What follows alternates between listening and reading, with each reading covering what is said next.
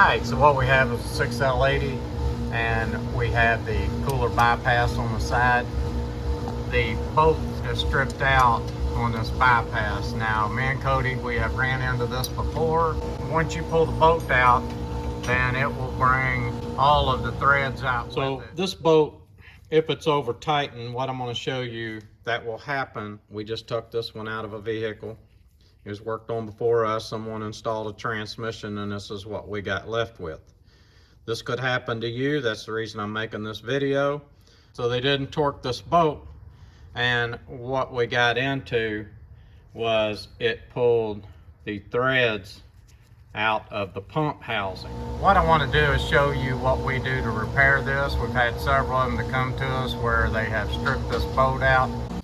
So one way to fix it, you could put a helicoil in, which would fix it, would be just fine, but it's not necessary. Okay, so my tape measure isn't the best, but I am going to show you that when you go the length of the threads, you're about a 1/2 inch on the threads that is actually catching inside of the pump. Okay, so let's get started. So on the outside, you can see this is where your thermostat bypass block goes. When you look inside, where the boat channel runs into the pump. Now this boat channel, when you put your boat in, your original boat, it only goes in about halfway of the threads.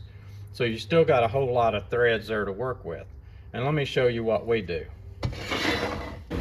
Okay, showing you the 4L60E pump boat, and just make sure that yours looks like this when it goes in, that it is not bottoming out.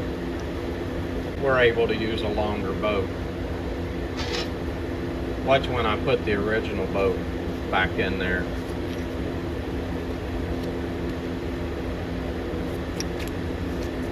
And you can see, but you can see how the original boat is too short.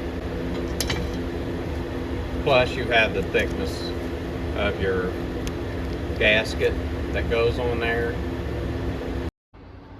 Okay, so what I want to show you is the boat that we use. It's a 1/2 inch longer than the original boat. That gives us plenty of threads to get that 16 foot-pounds that we need to hold the pressure it's going to take. And let me fit this into the pump. I want to show you what it looks like on the inside so that you'll know what you're trying to accomplish.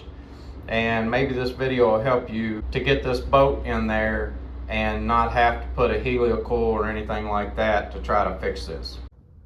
Okay, so what I want to show you is we got our new boat put into the bypass valve.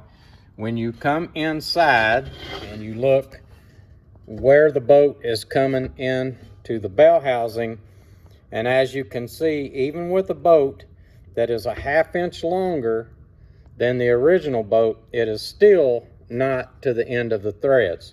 So it gives you an idea of how long the boat could be that you could use in there. You can see the torque specs for this boat.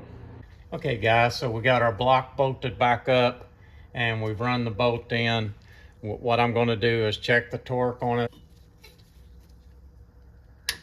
Yes, that's good shape.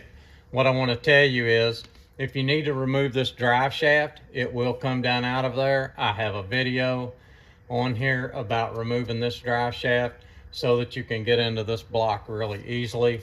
You know, you might want to try to do it. You might want to try to take the block off and do it with the drive shaft in there, but I'm telling you, 5 minutes you would have this drive shaft down and be able to get right in there.